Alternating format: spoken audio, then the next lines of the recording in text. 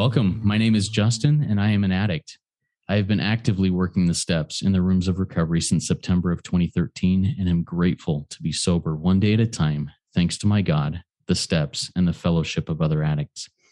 RICO 12 is an organization with the mission of learning and sharing the similarities of addiction of all kinds, and gaining and sharing tools and hope from others who are walking a similar path.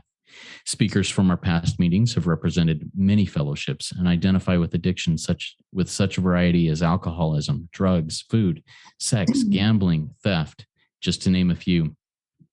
Each Friday at noon Central Time, we hold a live lunch hour speaker meeting with a recovering addict from anywhere on earth, pertaining to any or no faith tradition, and with any background who shares their experience, strength, and hope on a specified recovery topic of their choice.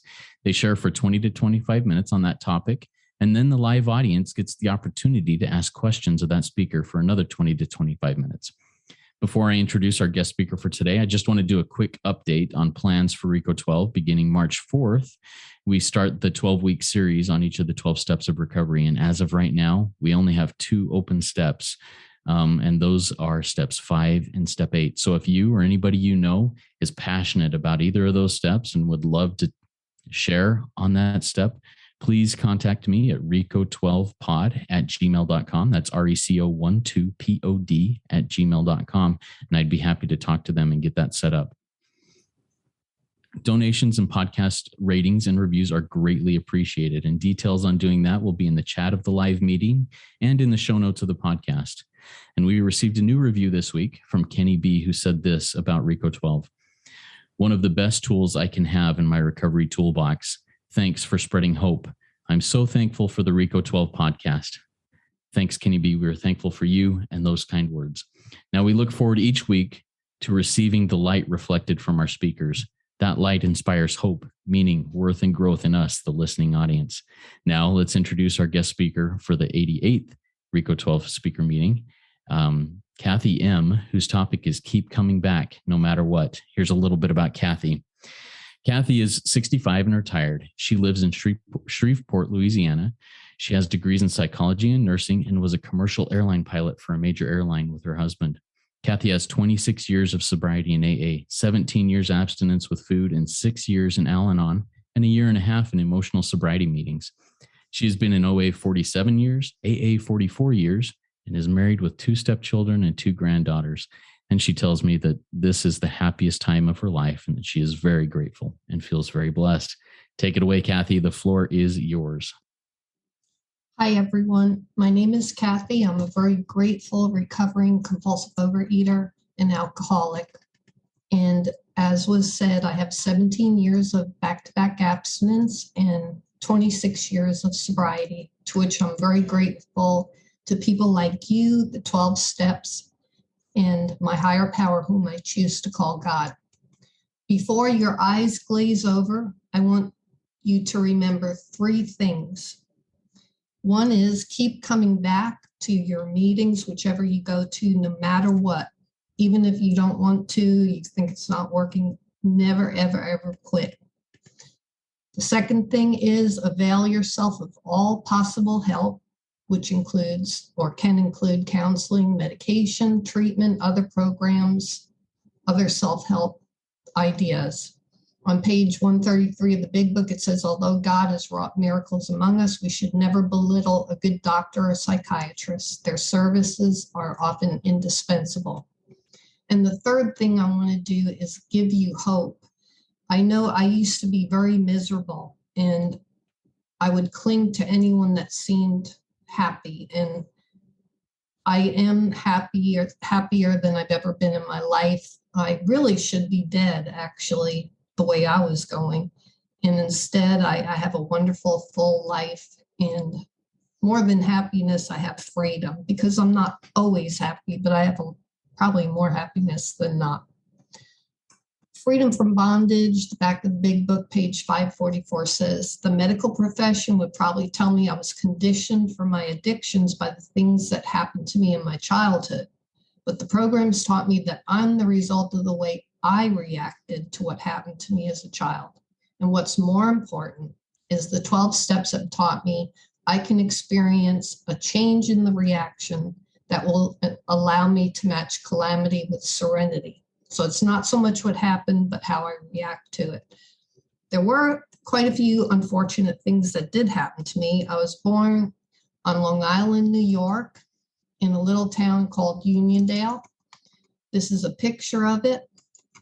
And if you notice the address, it says 660. That's one digit less than 666.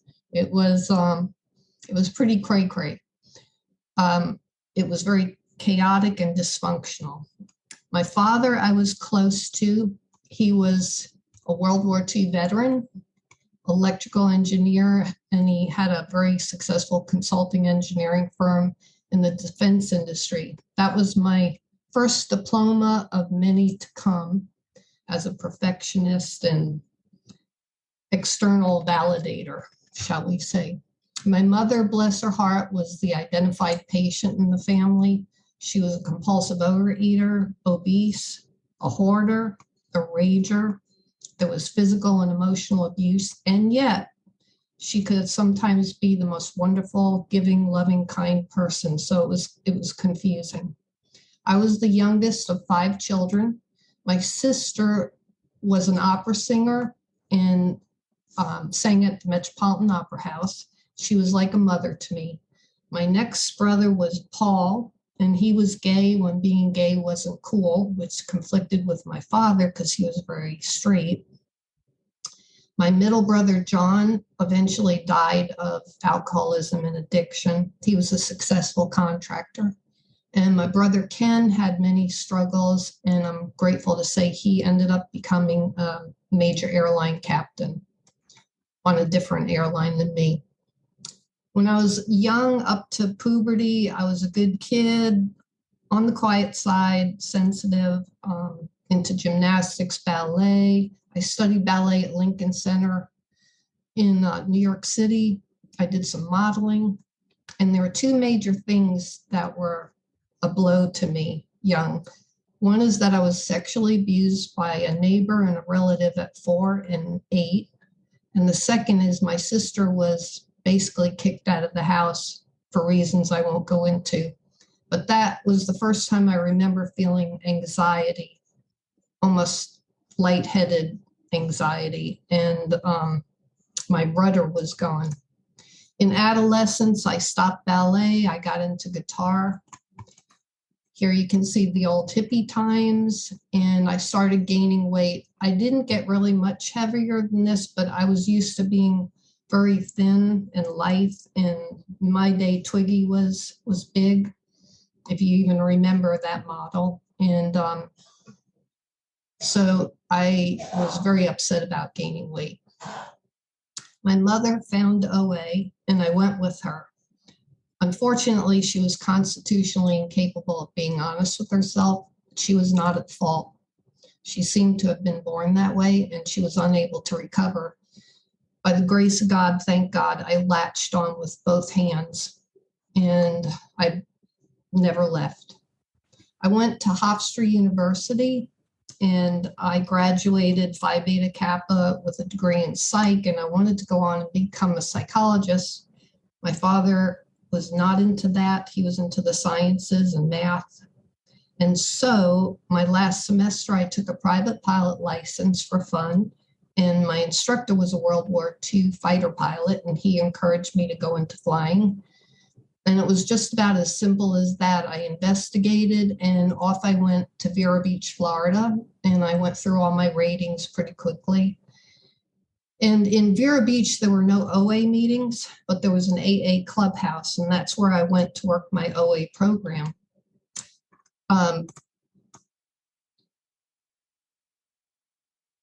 I went from there I became a flight instructor. I taught at Florida Institute of Technology. And from there, I went to Arkansas and Shreveport on regional airlines. I was the first female pilot here in Shreveport. And I met my husband, who was an FAA examiner at that time.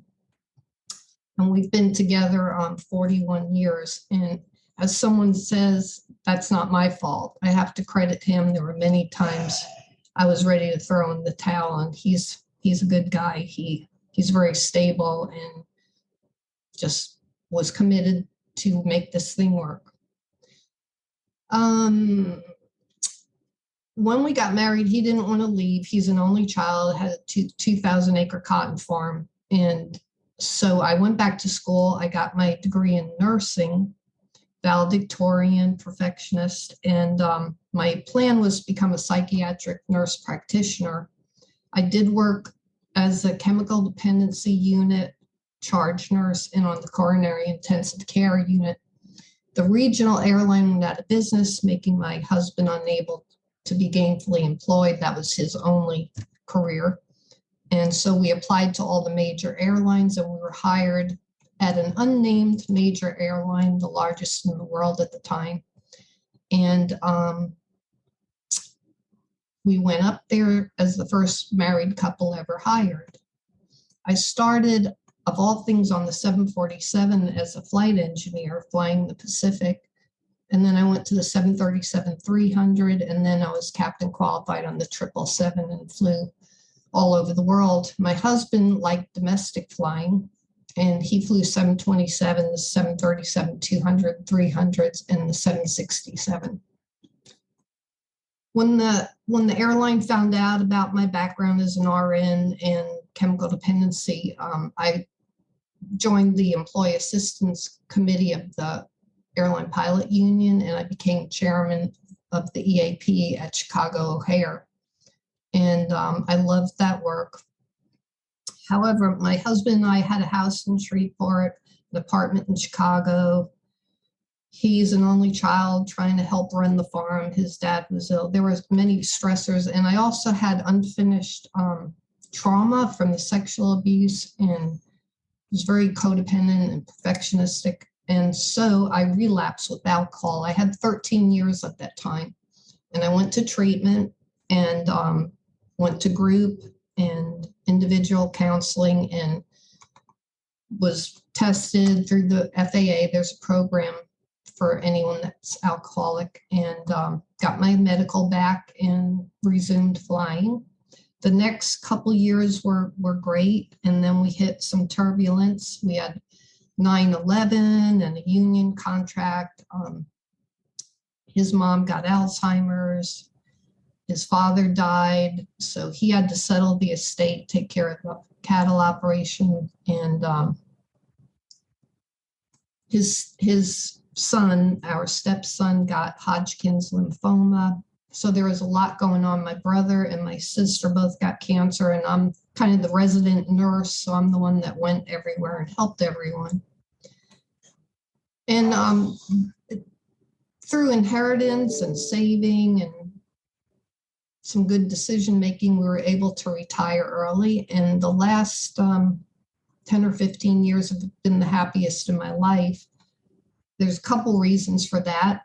We have one home, which is a lot easier. I'm sleeping at night because we used to sleep 4 on, 4 off. Good nutrition. I go to anywhere from 4 to 7 meetings a week. And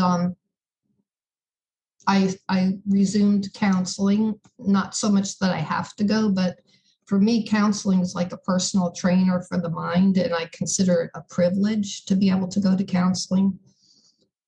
And during this last couple of years, I've studied Joe and Charlie and the Big Book and the traditions, and I've always done all my steps, but I've just really beefed up my program. I also carried the shame and perfectionism, and I was able to get over that in counseling through asking the question, how is this serving me? Because there were things over which I'd done 4th and 5th steps and all that, but I still carried shame. And finally, I was able to get over that, thank God.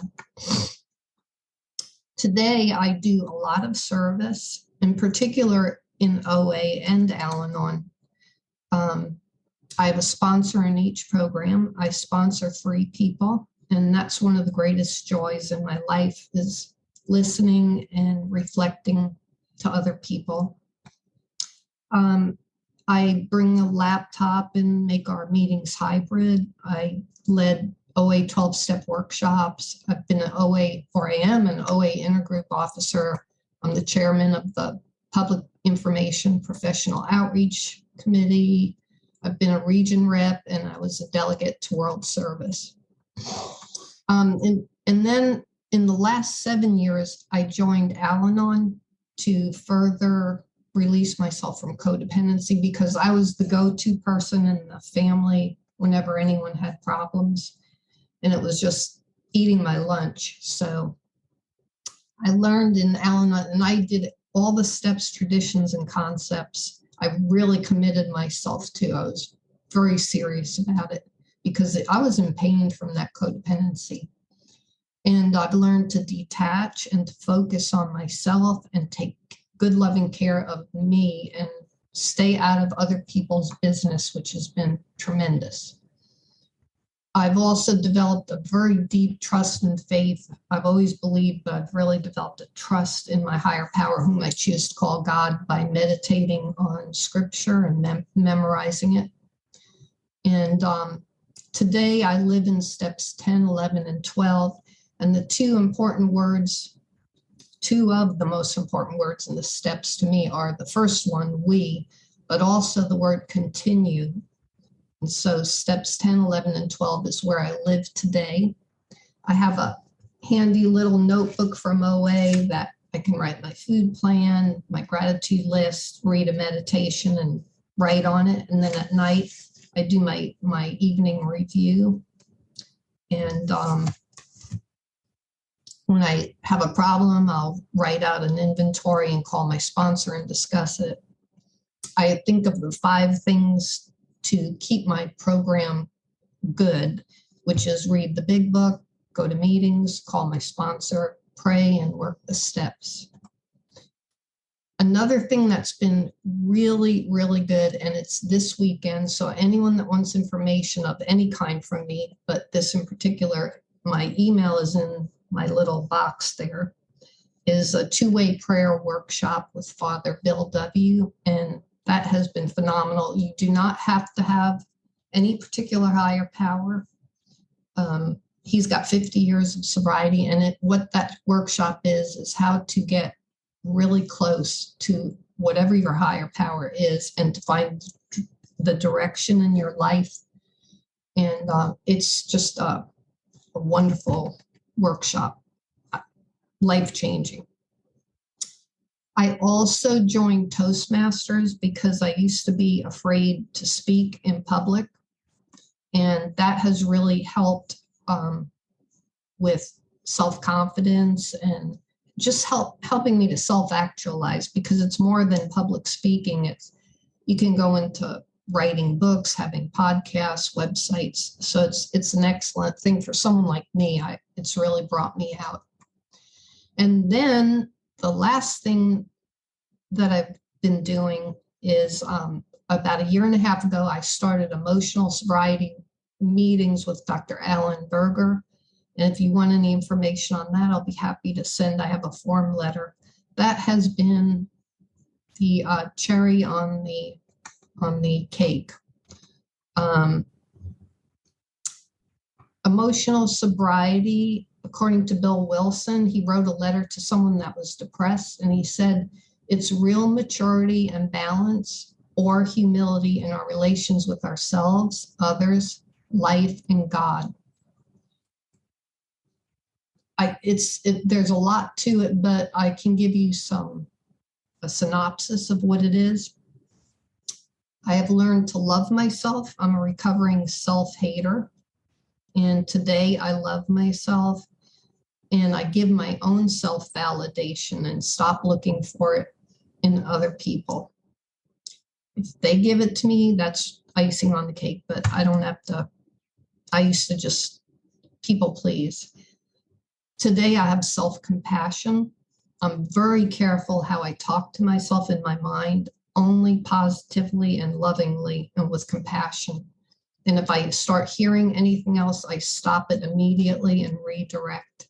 It's almost like if someone was physically abusing me, I am not going to stand for self-abuse anymore. Had it. I've learned to comfort myself and self-soothe instead of wanting other people to do that for me.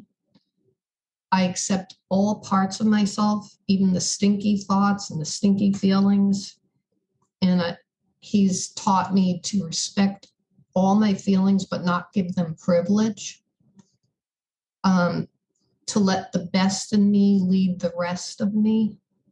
I give voice to the different parts that may not want to do things. And then the best in me says, okay, this is what we're going to do, just like with a little kid. Although this is the happiest I've ever been in my life, the real goal of emotional sobriety is not happiness necessarily, but freedom.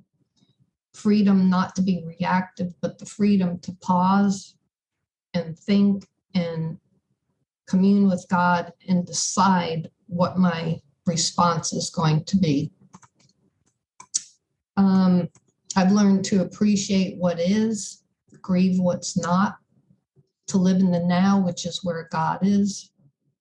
And then a huge thing is when Bill Wilson says, whenever I'm disturbed, there's something wrong with me. Today, I tried to actually look at it as a gift, because that is going to show me what my underlying dependency is. So there's an emotional sobriety inventory, which I can show you.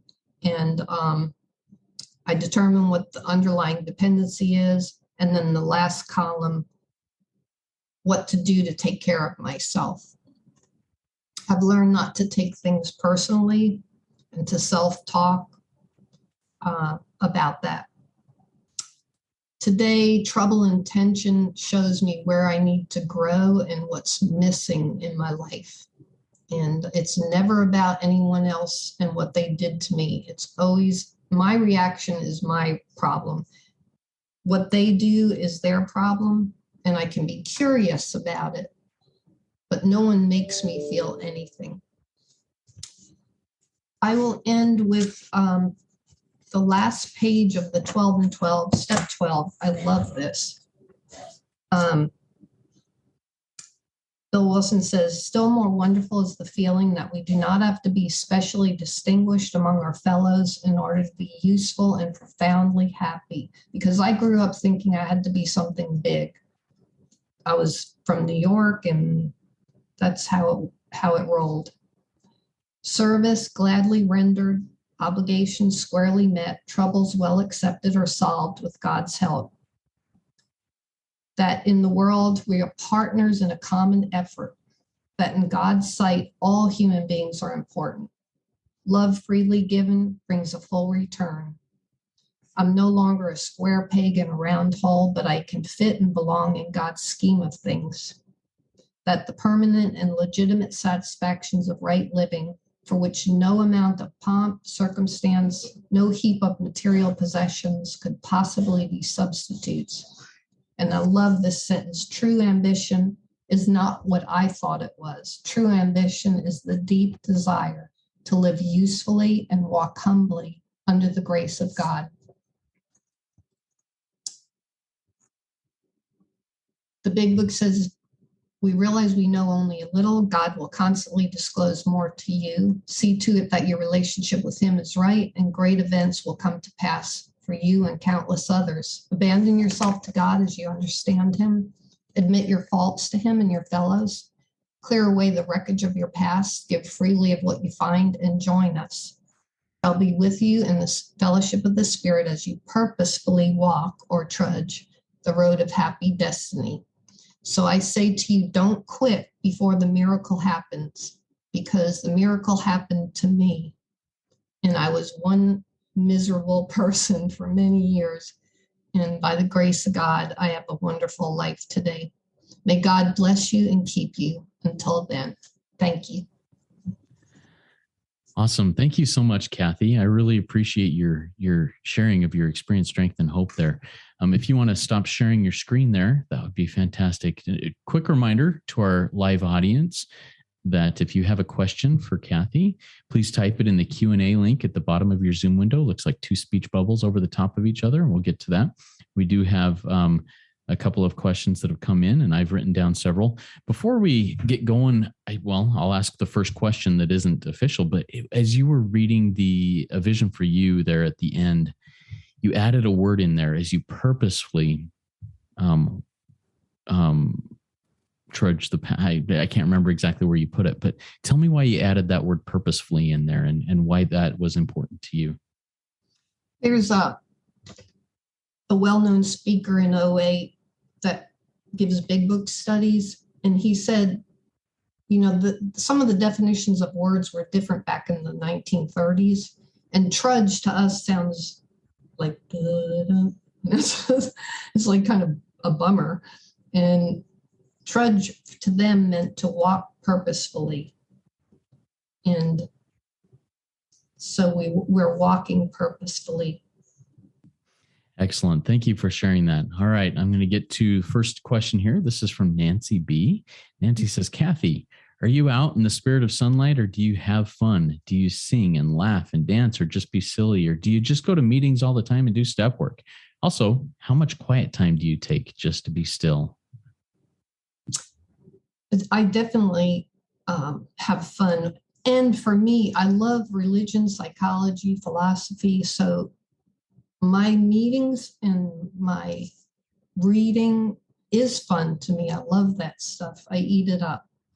But I do have, I almost got a motorcycle, and I was afraid I was going to end up killing myself. So I got an embroidery sewing machine, and I have a serger, and they were very expensive. And I love creating things, especially gifts for people in program. I'll make tote bags and book covers and personalize them and so forth. I love movies. I love reading. I have 2 granddaughters, a stepson, a stepdaughter. I have 2 brothers, one passed, and a sister, and we travel. So yes, I have a lot of fun. I have girlfriends too, by the way. I'm going this weekend to lunch, and so there's more to do than there's time. Awesome. Thank you for sharing that. We had a question come in that I'll go ahead and answer, but you can follow up with this. So the question was, well, thank you so much. Very incredible. How do you get in touch with Father Bill W. and Two-Way Prayer? And the www.twowayprayer.org is where you can get information there. And Two-Way Prayer is all spelled out TWO instead of the number 2. But Cathy, tell us a little bit more about that workshop, or how Two-Way Prayer helps you in your life. Well, at this point, I can do it almost in my mind. I don't have to concertedly do it, but he has handouts that explain it. And what it is the first people in AA, like the first 100, how they actually did their prayer and meditation. And he has a whole system about it. He learned this from an archivist that he sat down and worked with. And he has a whole thing about, find a special place, and you might light a candle and read something. Because back then, a lot of people think about meditation as crossing your legs in lotus position and going om. But back then, again, words were different. Meditating was focusing and fixing your mind on something. It wasn't emptying your mind. It was concentrating on great spiritual truths. So you read something, and then this is a real nutshell, but you ask a question and you use your imagination as to what you think your higher power is saying to you about it.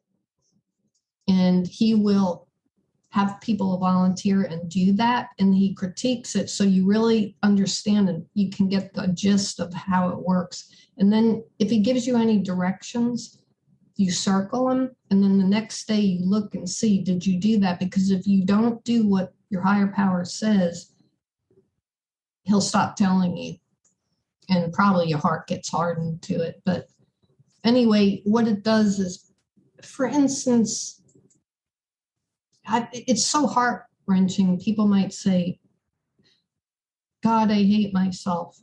And then these things come out that are just profoundly beautiful. Like, my child, I love you with a never-ending love. Just keep doing what you're doing. Don't be so hard on yourself. And it's just, it's amazing. And but if you're too much in your head or something, he'll bring it out of you. It's just such a great, because the whole purpose of the 12 steps is to get to a spiritual awakening, so you find a higher power that can solve your problem. Well, this is the way to do it. Absolutely. Thank you for sharing that experience. I am also to use the word religious follower of two-way prayer. I make sure I do it every day.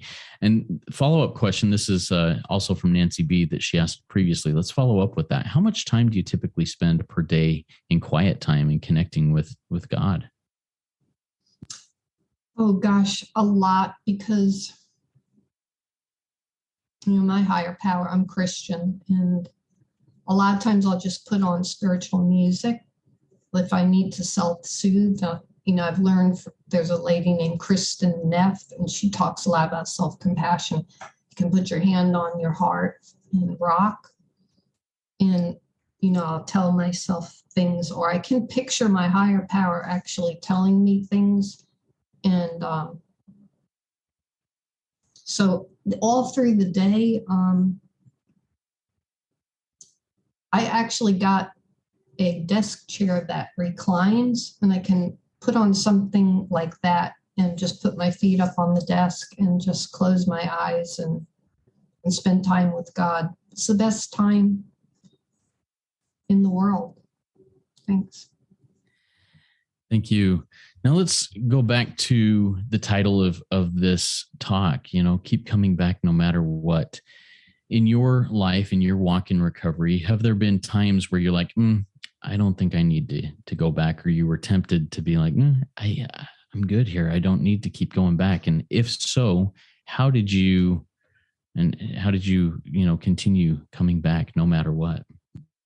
Well, I'm really glad you asked that, because there was one time I did, and I ended up relapsing. And when I relapsed with alcohol, it's like playing Russian roulette, because you do not know if you're going to ever make it back. And actually, I tried to go back, and I just couldn't get the fire. I would sit there and I knew I needed to. I knew I should want to, but I just wasn't there. And I got on my knees by my bedside, and I was high. And I said, God, I'm in trouble. You're going to have to help me. And I ended up in treatment by the grace of God. And by the grace of God, I caught the fire again. I love this program. But even if you're completely dry and you can't even do any action, I really believe in the idea of bring the body and the mind will follow. And this is a program of action. But sometimes if you have depression, it's hard to even take action. You can ask people for help. Just say, help me to take action, or commit to do one little thing. And the action gets you into a right way of thinking. And little by little, it's like getting a train rolling. The more you do, but if you stop going to meetings, for me, if I ever relapse again, it would be easier to just kill myself, because then I wouldn't hurt anyone else. Physically in a car accident or something. I mean, my disease after 13 years of not drinking progressed so severely. I can't even imagine after 26 years what it would do, I'd be like now. I pray to God I never relapse. And I just know never. And I also know that my bread is buttered here. And so the more I go and the more I work on this, everything else works better. If I put this first, everything else works better and I'm happier. But when I get involved in something else and put this on the back burner, I'm not happy. So it just behooves me to prioritize this. Thank you. So Nancy, another question from our live audience, and I'm going to preface it with a little background from your talk. You have a a degree in psychology, you have a degree in nursing. So you've got a medical and, emotional, mental type background there. And you've been in the rooms of recovery for decades. So we've got the medical versus the spiritual. One of our audience members just says, I just got a bipolar 1 diagnosis. How have you been able to integrate the medical side of emotions with the spiritual? I have major depression and anxiety, but I'm doing well now. I'm recovering from that. I am on medication for depression. I go to counseling even to this day because I can afford it, and I have a wonderful counselor. And why not? I think I said earlier, to me, it's like a personal trainer for the mind. And to me, it's a privilege to be able to go to a counselor. It keeps me clean and straight and focused. And before I go, I pray to be honest. And I really try to discern what do I need to talk about and learn and grow about this time, because I don't want to waste time. I want to really learn from it. So I would suggest, the spiritual solution is the number one, but definitely I'm into holistic, that's a nursing thing, nutrition, exercise, counseling, if you need group, whatever meetings you need, programs. And someone was talking about how do you coordinate so many programs, but what I do is I just focus on the one that is most up.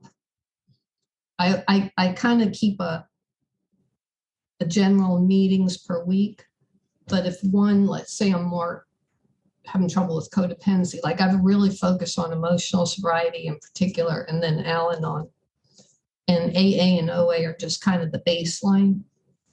So when there's a will, there's a way, and that's the proper use of the will. Yeah. Thank you for sharing that. And I'm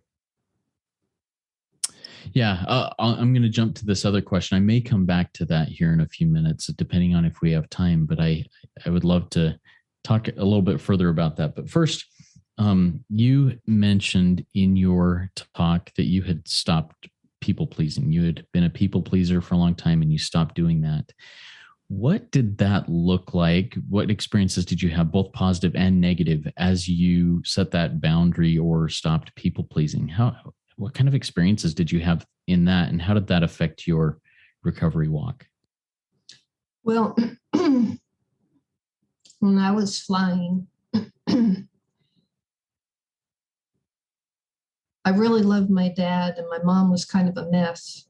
And I put men on a pedestal. And so oh my God, I just tried so hard to be perfect and thin and beautiful and good and sweet and professional, and, on and on and on. And if someone looked at me the wrong way or said something, and it wasn't even necessarily true, it was maybe how I thought they were thinking, I could trip out on that.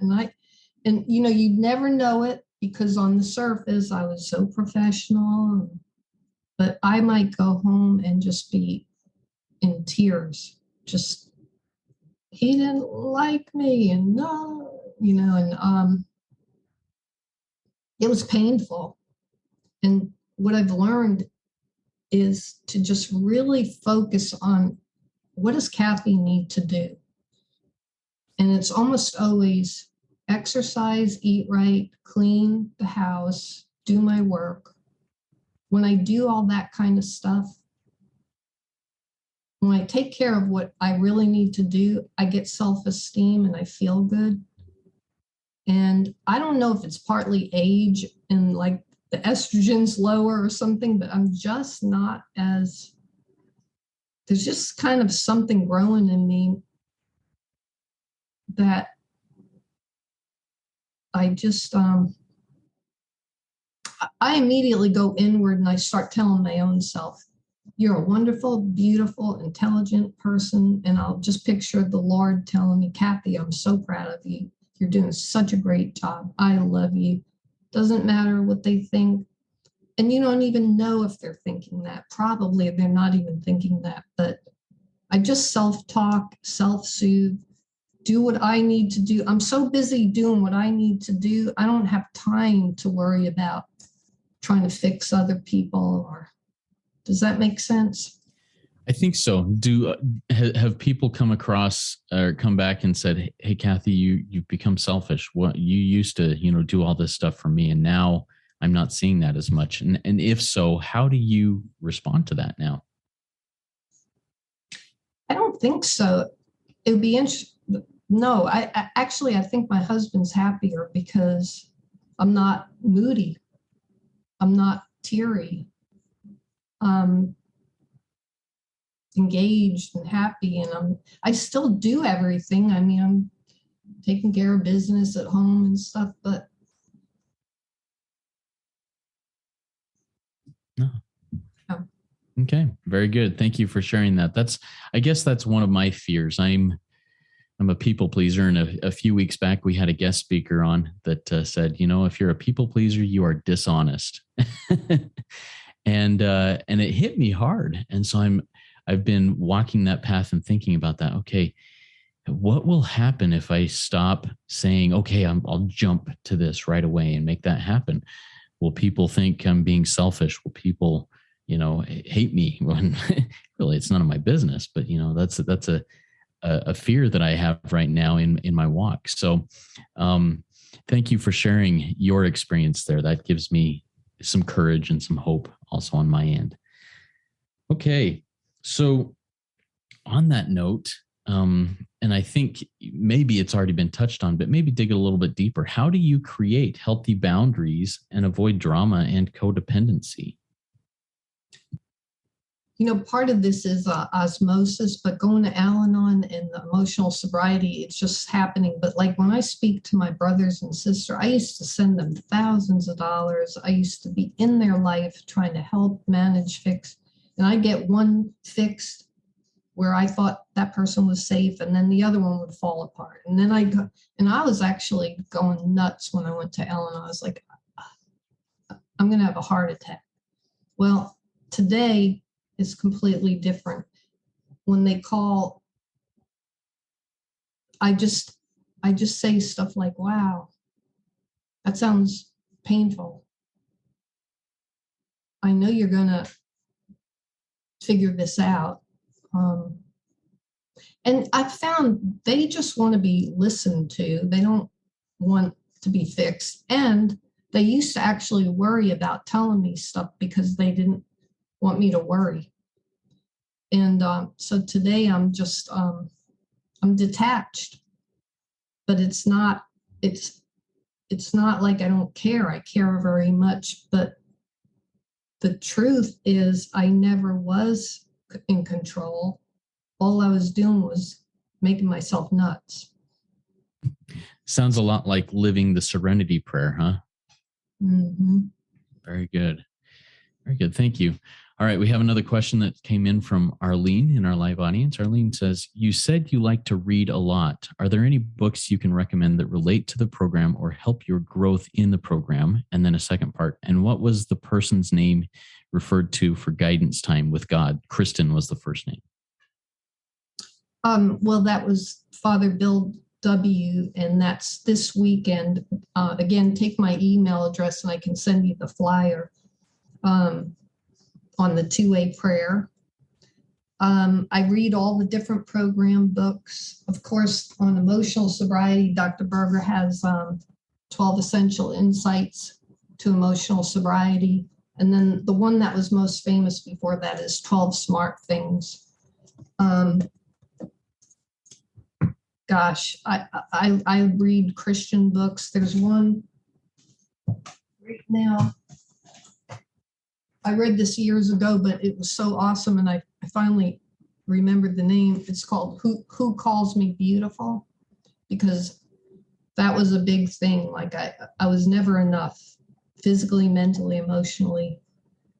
and I am enough. I'm more than enough. I'm exactly how God created me. And this is all about that. I used to have such poor body image, and today I don't focus on it. I just get dressed and I try to look nice, and I just tell my own self, you look great today. You go, girl. I used to focus minutia on every little thing. Thank you. So there was so all of these things that you are referencing here, I will look up and I'll put in the show notes. In addition, I'll put your email address in the show notes also, if that's okay. Mm-hmm. But you mentioned an author, I think it was Kristin Neff. Is that the last name? You can look up on YouTube. It's KRISTEN NEFF. And she has a website, and she's probably the foremost authority on self-compassion.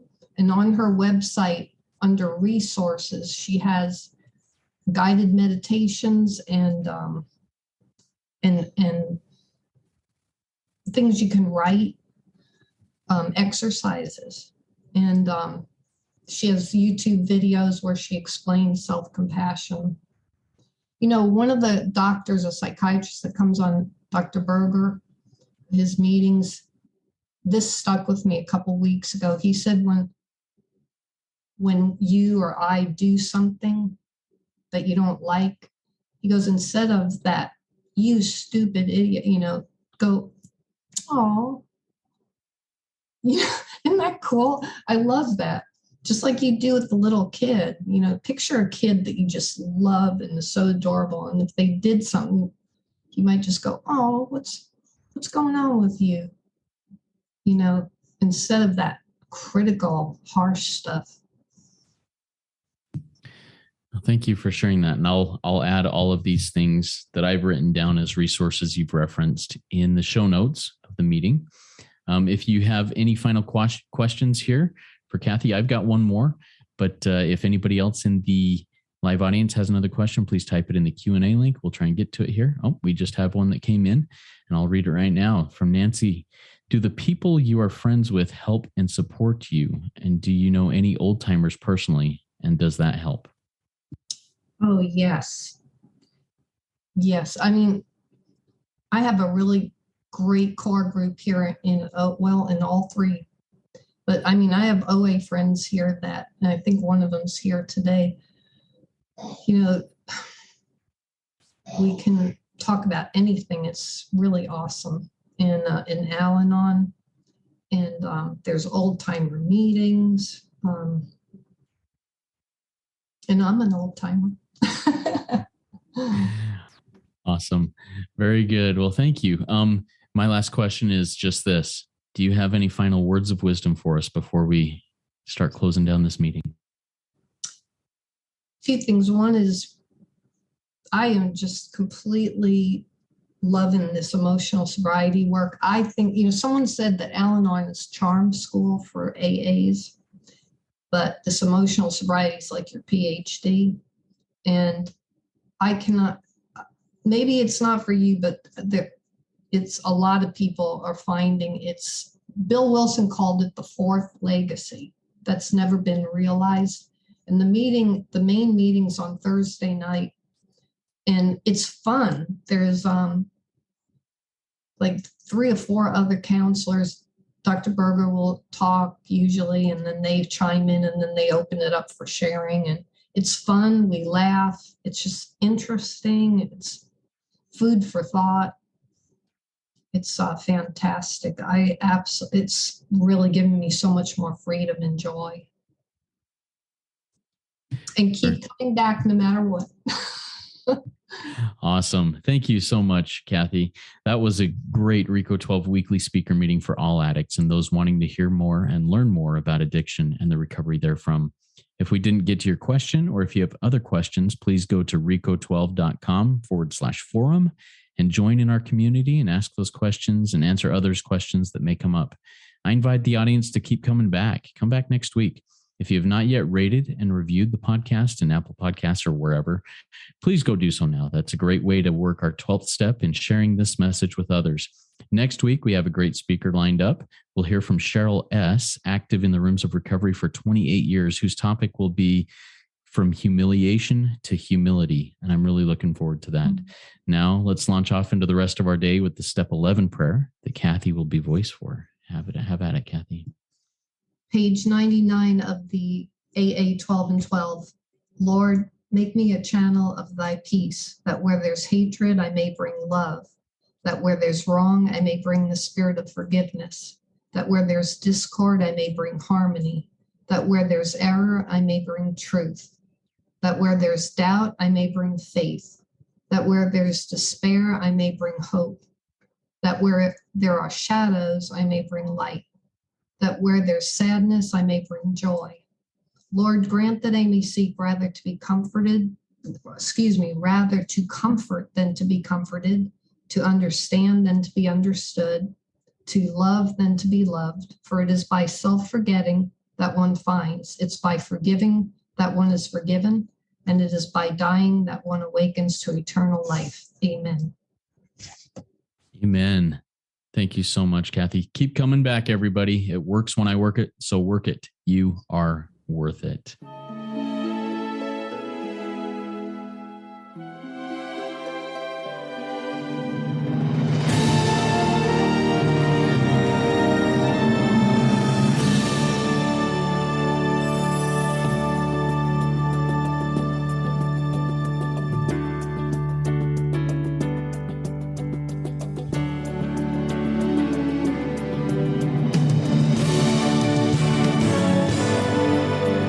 Standing still a moment, carving out this time, reflecting on the landscape of this life of mine. Peaks too high to conquer, streams too wide to cross, troughs too deep to walk through without incurring loss. Yet here I am, still standing tall, despite the rough terrain. One like me survived the storms and walked through wind and rain. Still standing, I will fight the good fight, still searching for a glimmer